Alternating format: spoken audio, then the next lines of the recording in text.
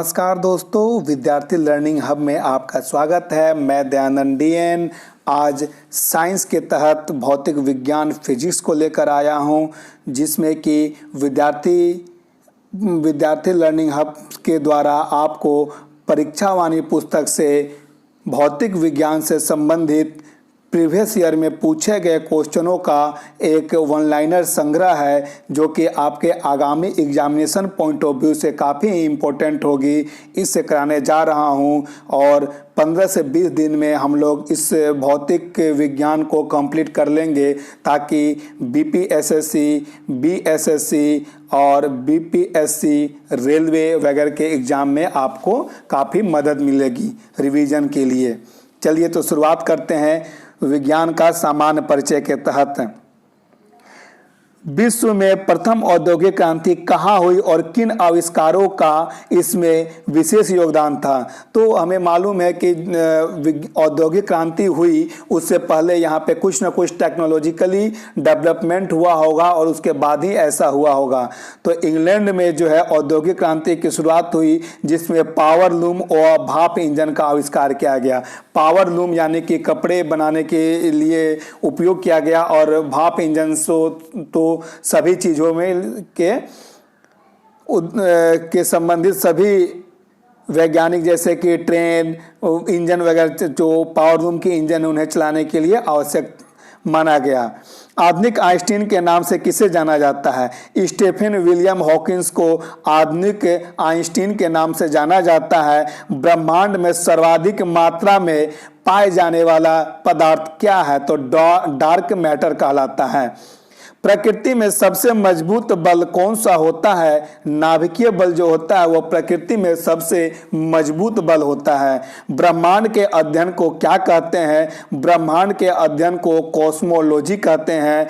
प्रकाश की चाल कितनी होती है, तो प्रकाश की चाल 3 लाख किलोमीटर प्रति सेकेंड होती है। प्रकाश क्या है। प्रकाश एक प्रकार का ऊर्जा है, यानी कि प्रकाश को हम किस तरह से डिफाइन कर सकते हैं, ऊर्जा के रूप में। सूर्य की ऊर्जा व प्रकाश का स्रोत क्या होता है, तो सूर्य की ऊर्जा व प्रकाश का स्रोत हाइड्रोजन परमाणुओं का नाभिकीय संलयन जो होता है, वो उसके प्रकाश और ऊर्जा का स्रोत होता है। सूर्य की ऊर्जा पृथ्वी तक किस रूप में पहुंचती है, तो सूर्य की जो ऊर्जा होती है वो पृथ्वी पर विकिरण के माध्यम से, लेकिन विद्युत चुंबकीय विकिरण के माध्यम के रूप में पहुंचती है। और सर्वप्रथम किसने परमाणु सिद्धांत को प्रस्तुत किया था, तो सर्वप्रथम परमाणु सिद्धांत को कनाद ने 600 BC यानी कि 600 ईसा पूर्व में कनाद, जो कि भारतीय मूल के थे, उन्होंने परमाणु सिद्धांत प्रस्तुत किया था। कनाद की पुस्तक का नाम क्या है। कनाद की जो पुस्तक है उसका नाम विशेषिक सूत्र है। रासायनिक परिवर्तन का विचार सर्वप्रथम किसने दिया, तो रासायनिक परिवर्तन का विचार जो है सर्वप्रथम कनाद के द्वारा ही दिया गया था। प्रकाश व ध्वनि के गमन में क्या अंतर होता है।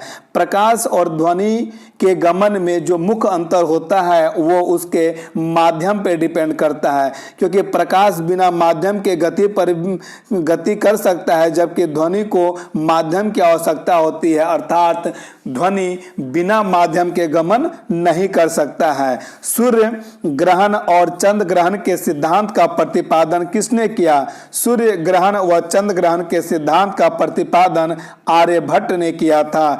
भारत द्वारा छोड़े गए पहले उपग्रह का क्या नाम था, तो भारत द्वारा छोड़े गए पहले उपग्रह का नाम आर्यभट्ट था।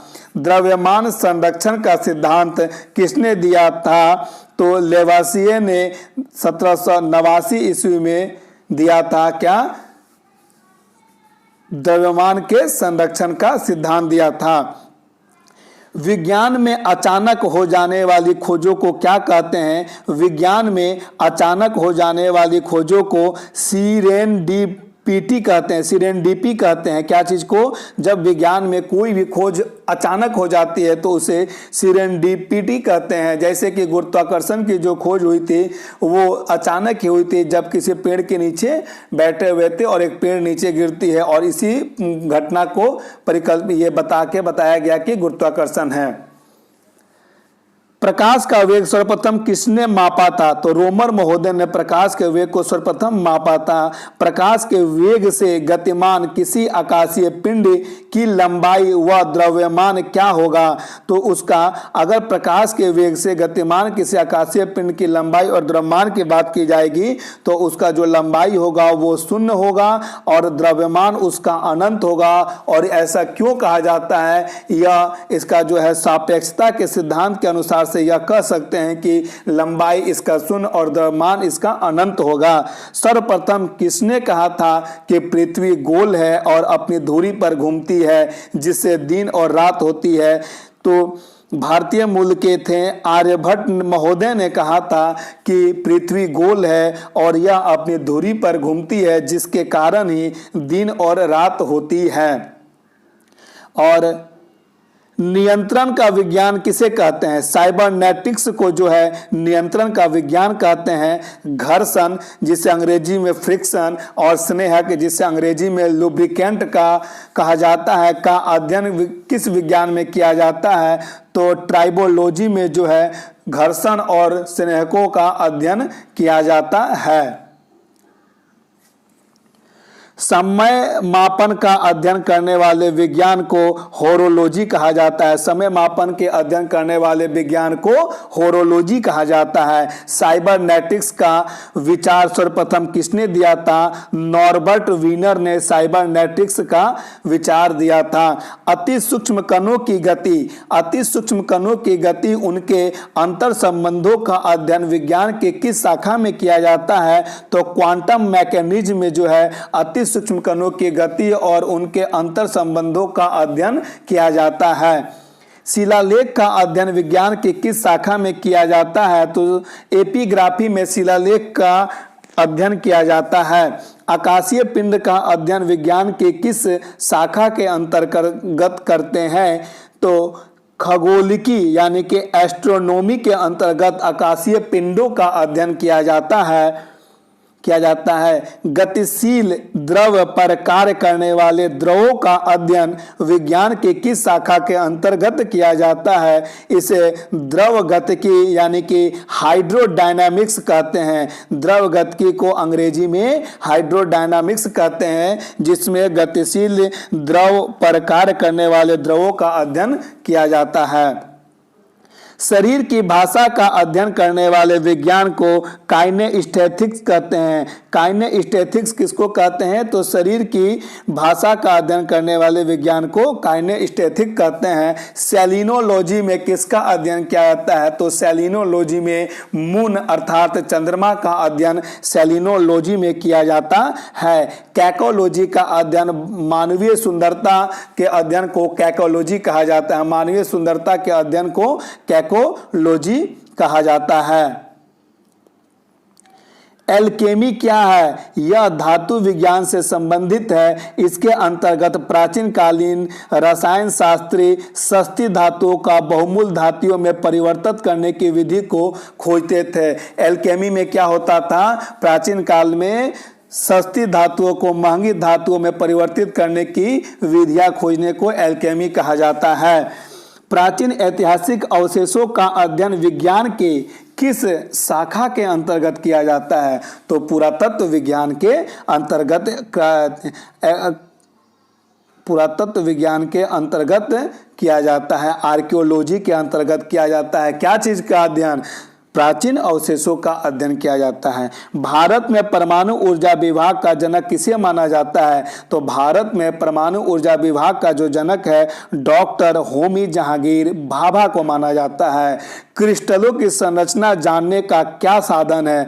क्रिस्टलों की संरचना जानने का साधन क्रिस्टलिकी के अंतर्गत आते हैं। क्रिस्टलिकी के अंतर्गत एक्स किरणों को क्रिस्टलों पर डालकर उसके विवर्तन का अध्ययन किया जाता है। विवर्तन का अध्ययन किया जाता है तो उसे क्या कहते हैं? क्रिस्टलों की संरचना जानने का साधन बताते हैं। किसी वस्तु की त्रिविमीय यानी कि 3 डायमेंशनल, किसी वस्तु की 3 डायमेंशनल छवि रिकॉर्ड तक पुनर्गठित करने की तकनीक को क्या कहते हैं? होलोग्राफी कहते हैं। यानी कि 3 डायमेंशनल जो किसी वस्तु का चित्र बनाया जाता है उसे किसमें उसका अध्ययन क्या कहते हैं? होलोग्राफी। क्रोनोलॉजी किसका अध्ययन किया जाता है? समय व अवधि का अध्ययन क्रोनोलॉजी में किया जाता है। समय व अवधि का अध्ययन क्रोनोलॉजी में किया जाता है। प्राचीन भारत में रस विद्या का जनक किसे कहा गया है? नागार्जुन को जो है रस विद्या का जनक कहा गया है। दशमलव प्रणाली के आविष्कार किसने किया? तो दशमलव प्रणाली के जो आविष्कार करता थे वो वराहमिहिर थे। वराहमिहिर जो थे वो दशमलव प्रणाली के आविष्कार करता थे। शून्य का आविष्कारक किसे माना जाता है? तो जीरो अर्थात शून्य का आविष्कारक ब्रह्मगुप्त को माना जाता है। किस भारतीय सम्राट ने दिल्ली, जयपुर, वाराणसी, उज्जैन तथा मथुरा में वेधशाला स्थापित किया? तो सवाई राजा जयसिंह ने दिल्ली, मथुरा, उज्जैन, वाराणसी और जयपुर में वेधशाला का निर्माण किया। किस भारतीय गणितज्ञ विज्ञानी ने संख्या सिद्धांत प्रतिपादित किया? श्रीनिवास अयंगर रामानुज ने। भारत में मैट्रिक प्रणाली का प्रारंभ 1956 से माना जाता है। भारत में मैट्रिक प्रणाली का प्रारंभ 1956 से माना जाता है। और मूल राशि, लंबाई, समय, द्रव्यमान, विद्युत धारा, ताप, ज्योति तीव्रता का निर्धारण मापतोल की अंतर्राष्ट्रीय समिति ने कब किया था? तो सन 1960 ईस्वी में अंतर्राष्ट्रीय समिति ने मापतोल अंतर्राष्ट्रीय समिति ने मूल राशियों का निर्धारण किया था। कार्य अदिश राशि है या सदिश? तो भाई कार्य अदिश राशि है। पदार्थ की मात्रा का मूल राशि मोल अंतर्राष्ट्रीय समिति द्वारा कब स्वीकार किया गया? 1971 ईस्वी में। मापतोल के अंतर्राष्ट्रीय कार्यालय का मुख्यालय कहां पर है? सेवरेम, फ्रांस में है मापतोल के अंतर्राष्ट्रीय कार्यालय का मुख्यालय। कुल मूल मात्रकों की संख्या 7 है और संयंता की एसआई इकाई पॉइज है। 1 मिलीसेकेंड कितने सेकंड के बराबर होती है? तो 10⁻³ सेकंड के बराबर होती है। 1 सेकंड में कितने माइक्रोसेकंड होते हैं? 10⁴ माइक्रोसेकंड होते हैं। 1 किलोमीटर में कितने सेंटीमीटर होते हैं? 1 लाख सेंटीमीटर होते हैं। 1 डेसीमीटर को किलोमीटर में व्यक्त किया जाता है 10⁴ मीटर या 1/10,000 मीटर। तो 1 डेसीमीटर को किलोमीटर में व्यक्त जो किया जाता है 10⁴ मीटर या 1/10,000 मीटर में व्यक्त किया जाता है। भारत में दशमलव प्रणाली कब प्रारंभ की गई थी? तो भारत में जो दशमलव प्रणाली की शुरुआत हुई थी वो 1 अप्रैल 1957 को हुई थी। 1 बैरल कितने लीटर के बराबर होता है? 1 बैरल जो है वो 159 लीटर के बराबर होता है। और केरोसिन की आपेक्षिक घनत्व की इकाई क्या है? घनत्व की कोई भी इकाई होती ही नहीं है, इसलिए केरोसिन की भी घनत्व की इकाई नहीं होगी। 1 किलोमीटर में कितने मिलीमीटर होते हैं? तो 10 लाख मिलीमीटर होते हैं 1 किलोमीटर में। 10⁹ व 10⁻⁹ के लिए क्या प्रत्यय यानी सफिक्स प्रयुक्त होता है? तो 10⁹ के लिए गीगा और 10⁻⁹ के लिए नैनो प्रयुक्त होता है। एंगस्ट्रम किस राशि का मात्रक है? लंबाई का मात्रक एंगस्ट्रम है। किस माइक्रोन कितने मिलीमीटर के बराबर होता है? 1 माइक्रोन बराबर 0.001 मिलीमीटर के बराबर होता है। किसी वृत्त के केंद्र पर कुल कितने रेडियन का कोण बनता है? 2 पाई रेडियन का कोण बनता है, अर्थात 360 डिग्री का कोण बनता है। तो आज इस तरह से परीक्षा वाणी पुस्तक में भौतिक विज्ञान के तहत हम लोग क्विक रिवीजन के तहत वन लाइनर फॉर्मेट में जो प्रीवियस ईयर में पूछे गए इंपॉर्टेंट क्वेश्चन है उनका अध्ययन किए और इस वीडियो को आप एक बार नहीं बार बार देखें, जिससे कि यह आपके दिमाग में कंप्लीटली छप जाए, जो कि आगामी एग्जामिनेशन में आप इसको अच्छे तरह से व्यवस्थित रूप में वहाँ पे अध्ययन करने के बाद आंसर को डालें और कंप्लीट करें और एग्ज़ाम को क्लियर करें। तो परीक्षा वाणी बुक की यह पुस्तक है जिसमें हम भौतिक विज्ञान देखें। विद्यार्थी लर्निंग हब का ये वीडियो अगर आप लोग को अच्छा लगता हो तो लाइक करें, सब्सक्राइब करें, शेयर करें, कमेंट करना ना भूलें। अगर इस चैनल पे पहली बार आए हैं तो सब्सक्राइब भी कर लें। जय हिंद।